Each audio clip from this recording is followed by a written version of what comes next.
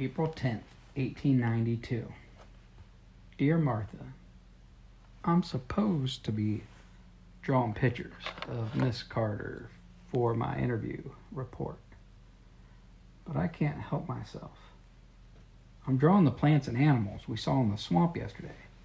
It's not that I don't think Mrs. Carter is interesting. It's just, I saw so many fascinating new animals. I want to sketch them before I forget a single detail. I could draw forever. Yesterday, while Captain Walsh was telling us about ospreys, eagles, and other birds of prey, which means they are hunters, all of a sudden he stopped, right in the middle of his sentence, and pointed. He said, "Well, would you look at that? We've got company." 2 darling little brown animals were swimming and doing tricks. They had big brown eyes, whiskers, long, sleek bodies.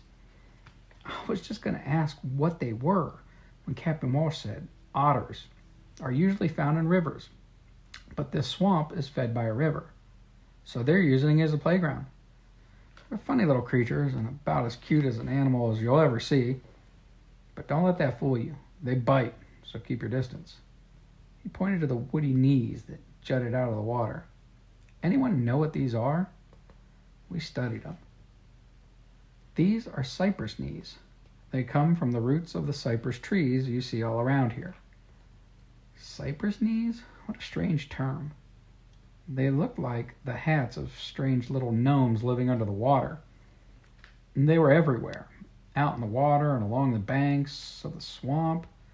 All of a sudden, something stung my leg. I slapped it, but another one bit my arm, and another one bit me under my chin.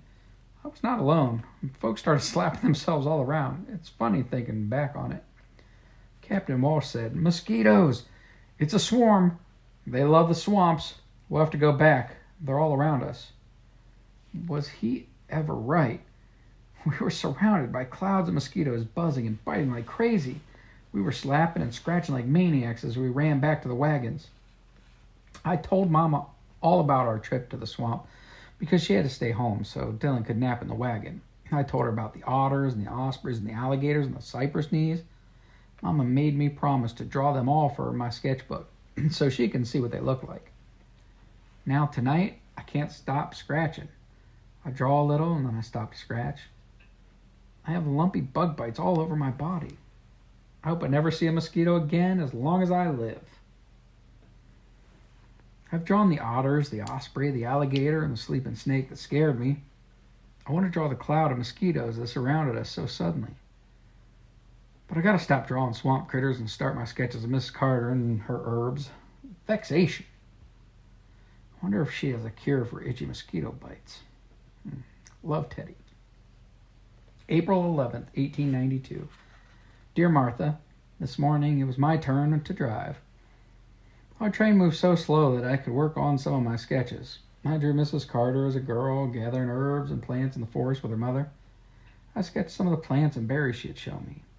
I drew the bundles of herbs hanging upside down from the rafters in the barn while they dried. I drew Mrs. Carter crushing some of the herbs in a mortar and pestle to grind them into a fine powder. My favorite drawing was of the cute little glass bottles she uses for storing her liniments, tonics, and tinctures. After her piano lesson, Mama slid up on the seat beside me. "What are you drawing?" I showed her my sketchbook. She said, "You never told me you could draw so well, Teddy." She flipped the pages and looking this way and that. Felt a little shy about her seeing my sketches. I said, "How are your piano lessons coming?" She smiled from ear to ear. "I love learning to play." Miss Melman said, "I've taken to it like a duck to water, Teddy. I'm learning a beautiful new piece. It's difficult, but I'm taking it slow. It's called Narcissus." I said, "By Ethelbert Nevin." She said, "How did you know? Girl, you are a sponge." I said, "Will you play it for me?" Mama acted shy. "Maybe when I get a little better." Mama took over the driving so I could fix our noon meal. At breakfast, I had made oatmeal while Mama milked Girlie. While the oatmeal was cooking, I made some corn cakes and fried them in a skillet over the fire. I wrapped the corn cakes in brown paper so we could have them later and not have to stop and build a fire. Mama had given Dylan a cup of milk and put the rest in her icebox. Leave it to Mama to think of something good. She had brought an enormous chunk of ice from the supply wagon 2 days ago. She lined our wood box with sawdust and buried the slab of ice down in the shavings. When she wants to keep something cold, like Girlie's milk, she exposes part of the ice and sets the milk pitcher on top of it. Then she covers it with a woolen quilt, folded thick. That quilt's too hot to use as a cover, but it will make ice last almost a week, she said. For our noon meal, I buttered 2 corn cakes for each of us and stuck them together with syrup. I put Mama's cakes on a tin plate with 2 strips of jerky. I put Pap's Mill in the tin box Mama and I carry to him each day, cut an apple for Gabriel and 1 for Girlie. Poured a cup of milk for Mama and Dylan. Poured Pap's milk into a canteen and another canteen for me. Wrapped my lunch in brown paper. When I took Pap his lunch, he said, "What's that you got with you?" I told him it was my lunch. He said, "Get on up here with me. I got an idea." He took our lunches and hauled me up behind him. Pap told Captain Walsh that he would go ahead and scout a while. Captain Walsh said, "I see you've got company." Pap and I rode ahead until our wagon train was out of sight. We stopped for a picnic. "See that line of willow trees?" Pap said, pointing. "They're telling us where the river is. Willows like water. Captain Marsh says to watch for willows if you want to find water." When we finished our lunch, we rode ahead, and sure enough, there was a river. There were people, too. Several men worked a flat wooden ferry that was surrounded by ropes and pulleys. Pap pulled a folded map from his pocket and studied it. He said, "Yep, this is Apalachicola. This is where we'll cross with the wagons. I wonder what it'll be like to cross a river. Love, Teddy." April 12th, 1892. Dear Martha, we are camped on the banks of the Apalachicola River. Today is a day of rest. Folks are visiting, cooking together, and tending to the stock. There's going to be a singing after a while. Tomorrow, we will wait for our turn for the ferry. It'll take 2 days, maybe, for all 24 wagons to cross the river, if all goes well. Crossing the river can be dangerous. Captain Walsh met with us today and explained how the crossing will take place. The ferry can take just 1 wagon at a time since the wagons are so big and heavy. Pap and the other pushers will help each family roll their wagon onto the ferry without any oxen. The ferry will float the wagon to the other side of the river. The men will swim the oxen across the river 1 team at a time. Crossing is expensive. We have to pay the ferrymen to take our wagons across. We have to pay the stockmen to corral our team on the other side of the river. We even have to pay to camp here. We've never had to pay for camping before. Late last night, while Mama rocked Dylan, Pap and I opened the secret compartment under the wagon to take out money for crossing. Pap held the lantern while I opened the hidden drawer. Something sparkled in the light. "What's that?" I asked. "That's my Pap's pocket watch," Pap said. I saw thick paper folded. "What's that?" Pap said, "That's the deed to our land, Teddy. That paper's going to make a new life for our family." I said, "Tell me again how we got it." Pap counted out some money and put it in his pocket, and then he carefully shut the drawer. Now the drawer was invisible again. "Come sit a spell," Pap said. We sat by our fire, which had burned down to just the coals. Times were hard in Mississippi. I'd been working on Mr. Albertson's land since before you were born. I always wanted to buy land of my own, but there never seemed to be enough money after we paid all the bills. You remember when the corn crop failed 2 years ago? I nodded. That had been a hard year. The year Dylan was born. The year we had hardly had enough food. The year Mama made our clothes from feed sacks. Pap said, "Mr. Albertson lost big when the crop failed. He called me in and said, 'Bodain, here's the truth of it. I have little money to pay you. However, I can't offer you a land deed for 40 acres down in Florida. If you work for me 1 more year, I'll deed the land over to you. It was a shock that he couldn't pay me in cash for my work, but land? I told Mr. Alberton if he would throw in Jester and Jingo, he had a deal. My heart was sad again when I heard the names Jester and Jingo. Pap said, we barely made it through, but Mr. Alberton was a man of his word. He presented me with the deed, signed over to Mr. Dalton Bodain. I said, where did you get the money for our wagon and all our supplies? Pap said, Captain Walsh took me on as one of the pushers for this caravan. He advanced me the money for the wagon and for our supplies in Dothan. That's why I work every day to pay him back. Pap's story made me think about our life in Mississippi. There are things I miss there. I love living near you, Martha. You always be my best friend, but I'm happy that Mama and Pap will have a chance to own their own land. Love, Teddy. April 13th, 1892. Dear Martha, Pap startled me awake today with the words, Teddy, you gotta get up, girl, because we're crossing the river today. I was so deep asleep that at first I was confused. My mind was hazy and full of cobwebs, but then I remembered one word, ferry boat. I jumped up so I wouldn't miss any of the excitement. Fortunately, we were camped near the river, but we first had to secure everything in the wagon, or, as Pap said, batten down the hatches. Mom always chuckles when he says that. Pep said it's something sailors say. The pushers and the rest of the men struggled to line up the wagons in front of the ferry boat. They unhitched a team of oxen and moved them out of the way. Then they pushed one wagon at a time on board the flat deck of the ferry. The ferrymen latched down the wagon wheels to large planks nailed to the ferry deck, so the wheels were locked in place. The wagons were floated and pulled across the river by ropes and pulleys. A team of mules on the other side were driven away from the river, pulling the ferry across. Great buckets of butter beans. Was that ferry sitting low in the water?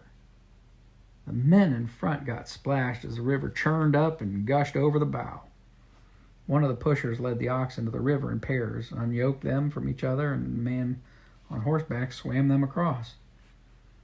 When they got them to the other side, they were herded into a corral.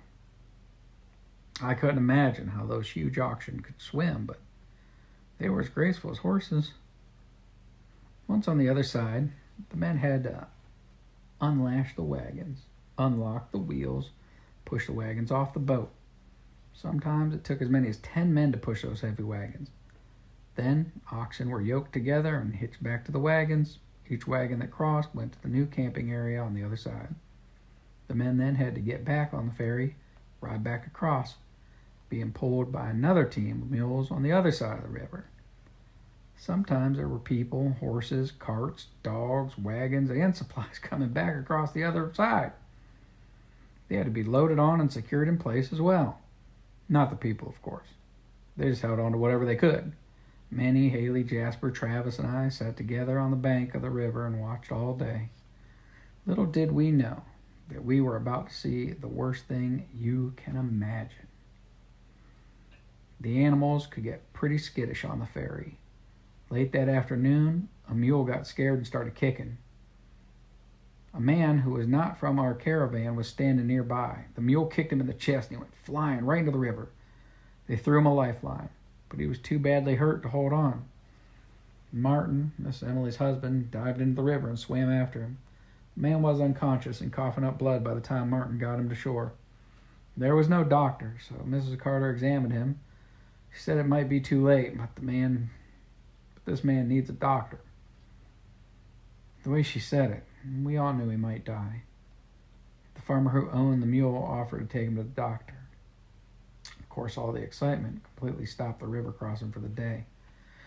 It was about dark anyway. This wagon crossing takes a long time. 10 wagons did cross today, but ours wasn't one of them. Tomorrow the remaining wagons will cross and we will become a train again. Love, Teddy. April 14th, 1892. Dear Martha, we crossed the river today. I sat on the bank again with Minnie, Haley, Jasper, and Travis. Only today, I had Dylan with me. I had to watch him so Mama could help make sure all the things on the wagon stayed tied down and weren't damaged. After our wagon was locked in place on the ferry, Pap swam Jeb and January across the river. I was so proud. They swam over as pretty as you please and scrambled up the bank. Mama stayed with the wagon as it crossed ferry. Minnie and Haley held Veronica for me so Dylan wouldn't ruin her or get her dirty. I wasn't about to leave her on the wagon. Captain Walsh said that once in a while the ferry might tip over if the load wasn't balanced just right, and our belongings would all be swept downriver. While we were sitting on the bank, Travis asked, "Whose doll is that?" Pointed at Veronica. I said, "Mine." He asked, "How'd her hair get so real looking?" I told him about your mother used cuttings of your real hair to make Veronica's hair. He said, "Oh, Jasper, will you cut my hair so I can glue it to some dumb doll?" I said, "Hush up, Travis." And of course he said, "Hush up, Travis," in a girl's voice. He said, "And we can dress her frilly clothes and have a tea party." I said, "Just remember that I whipped you in the slingshot competition." He said, "I taught you everything you know." I said, "I'm not sharing one more of my jerky with you." Before I could realize what was happening, Travis snatched Veronica from Haley and ran down to the river. He held her over the water and said, "How would you like it if I dropped your precious doll baby in this river? Then would you share your jerky? Huh? I screamed, "Stop! No!" I reached for Veronica. Travis tried to hold her up over his head, but she flew out of his hand and sailed into the river. We both had the most astonished looks on our faces. I was furious. I screamed, "My baby! She's in the river!" Travis was in a panic. He shouted, "Jasper, help! I dropped her in the river!" He dived in and began searching. When he came up for air, he called to Jasper again, "Help me!" I'm sure Travis knew he had done something terrible. I stood there frozen to the spot. I heard some adults start shouting. Folks come running from all directions. I heard Mama scream, turned my head just in time to see her jump off the ferry into the water. She swam like her life depended on it. I thought, what on earth is she doing? Captain Walsh shouted, "You men, come here, help!" Mama staggered through the shallower water, her arms reaching out. She screamed, "Where is he? Where is he?" I had no idea what she was talking about. She looked more frightened than I ever seen. She screamed, "Where's my baby? Where's my baby?" I yelled, "Mama, Dylan's right here with Minnie." Travis threw Veronica in the river. Mama's face changed immediately.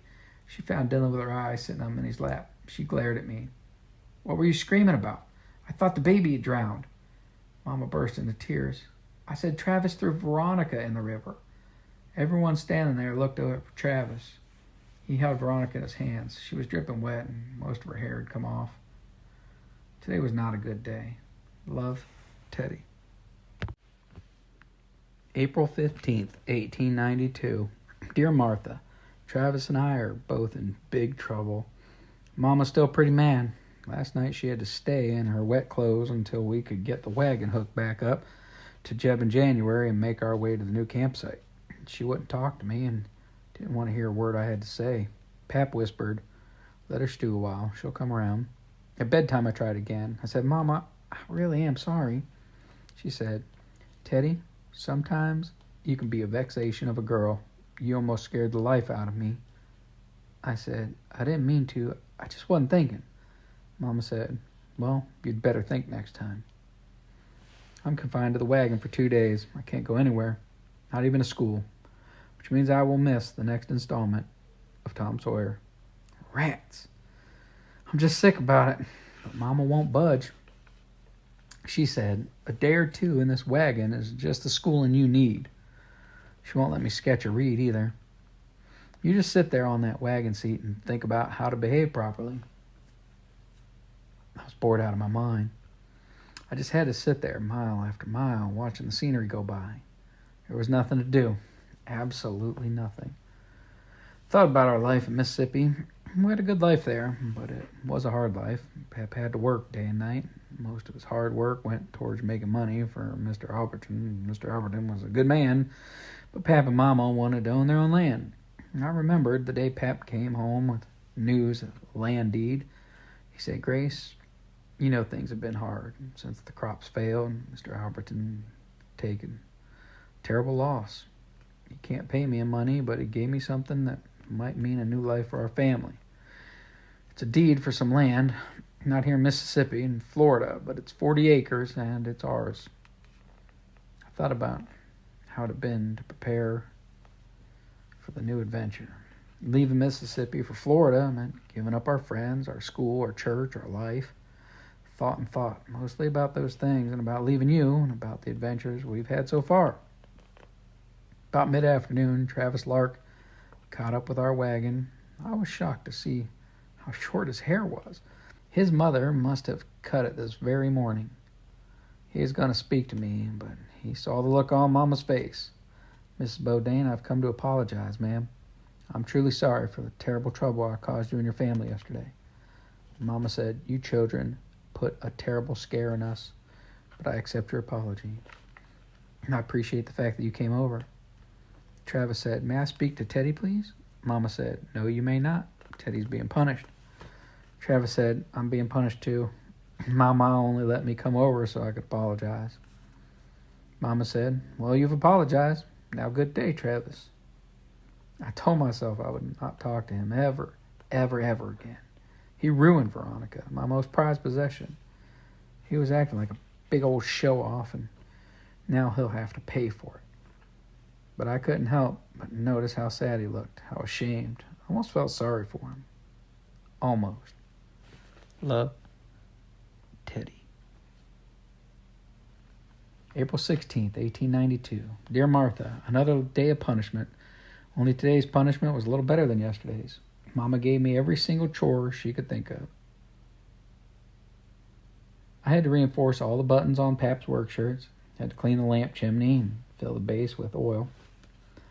I had to sift through the sugar to get the lumps out. I had to brush all the dust off the supply boxes in the wagon with a stiff brush, sweep the floor, cut the mold off the cheese. I had to pour the salt out on a tray, dry it in the sun, put lemon juice on the stains on Mama's apron, and pull the wicks out of the candle stubs. But no matter what she gave me to do, it was better than just sitting there with nothing to do.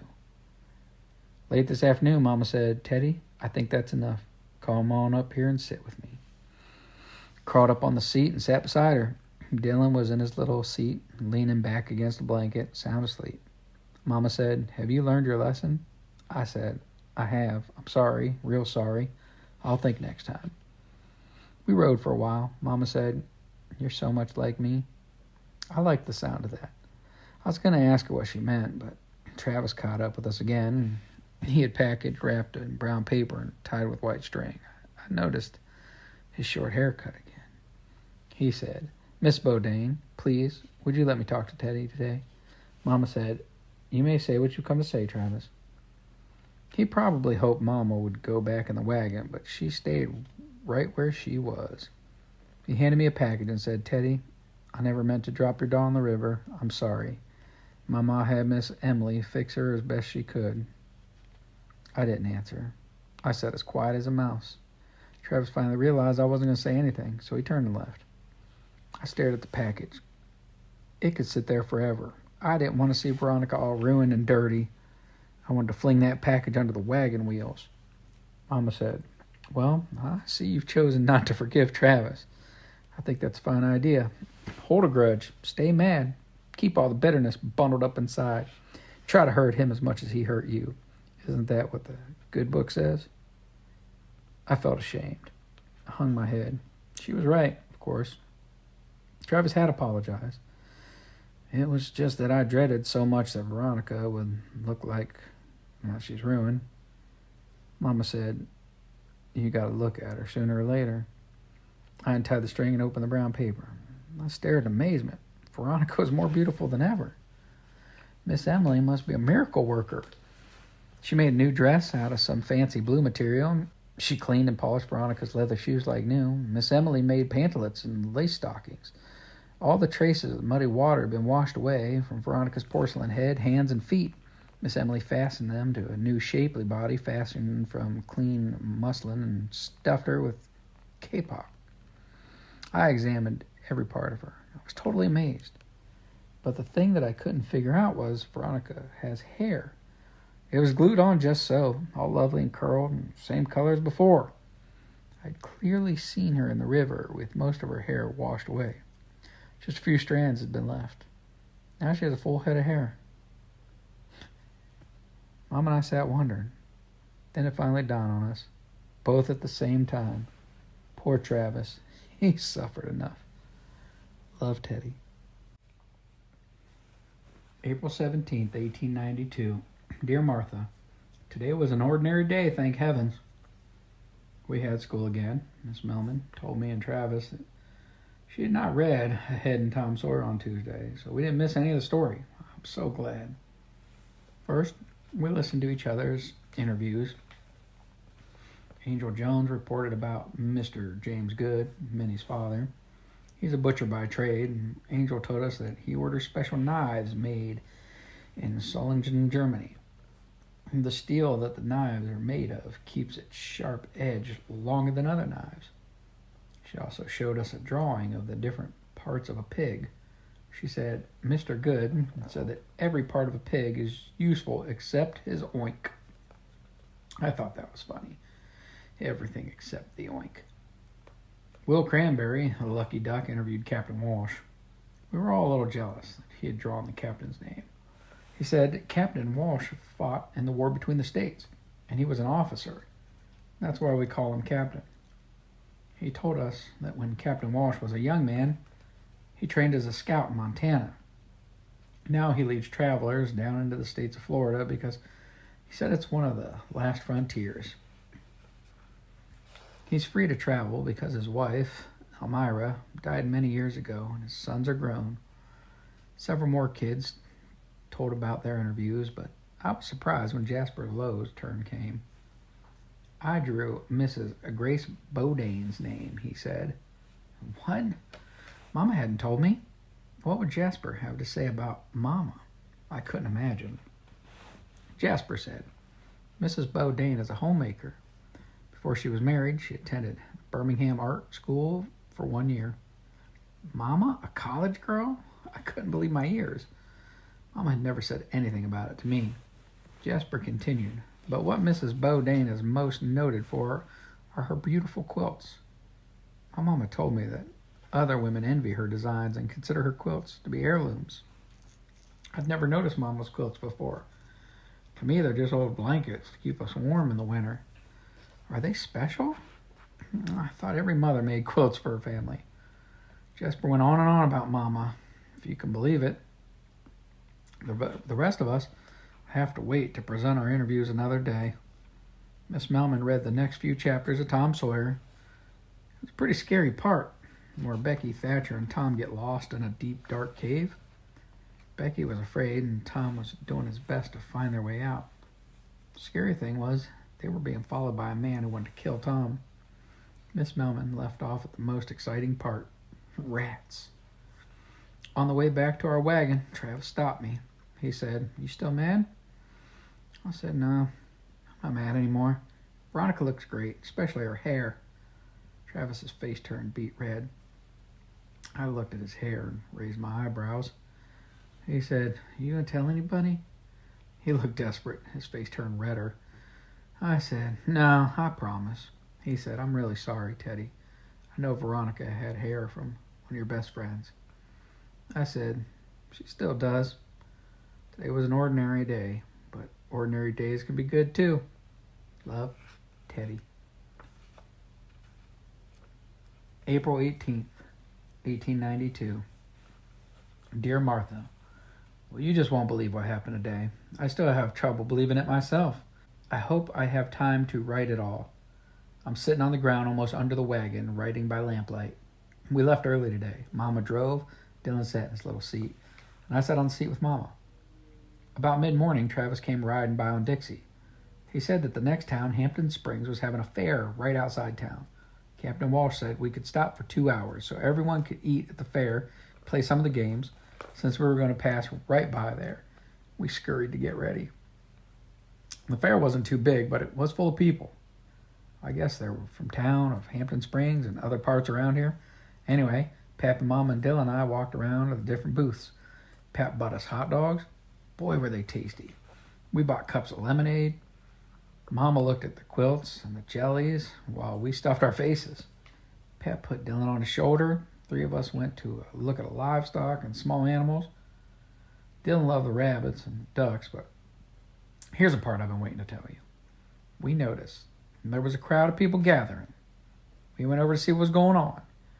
It was Dr. Zoran selling his elixir of life. There he was, right in front of his red and yellow wagon, giving the same speech he'd given us. Same skinny dog was in the cage, and then after he lapped up a spoonful of Dr. Zoran's elixir of life, Flavia covered the cage in green cloth, and just like before. After he talked to the crowd for a while, she flipped up the cloth, and the dog looked fat and healthy. The crowd gasped and clapped, just like we had. Folks were trying to give Dr. Zoran their money for his elixir while he was still talking. He had fistfuls of money by the time he was finished. All of a sudden, a man came into the crowd not 3 feet away from me, and Pap yelled out, "You're a thief and a liar." Everyone turned to look. The man screamed out again, "You ain't no doctor either. I bought this elixir from you 2 weeks ago. Gave it to my sick bull. 2 days later, he was dead." The crowd looked at Dr. Zoran and back at the man. He shouted, "I've been trying to catch up with you for 3 days. Everywhere I go, people tell the same story. They've been swindled." The crowd pressed forward and began to snatch their money out of Dr. Zoran's hand. The man wasn't through. He pushed his way up front and opened the door of the cage. The dog jumped out, but the man didn't seem interested in him. He was searching the cage as if looking for something. Dr. Zoran tried to stop him. He shouted, "Wait, just a minute, sir. You are interfering with my..." But before he could finish, the man yanked on the back of the cage. Dr. Zoran yelled, "Stop! Sir, you are disturbing my business. This is outrageous. Get away from there." The angry man yanked harder. The back of the cage fell forward. Great buckets of butter beans. There stood the thin dog. The crowd gasped. Vexation. Pep just said, "Teddy, put that light out and get to sleep. We've had enough excitement for one day. I'll have to tell you about it tomorrow." Rats. Love, Teddy.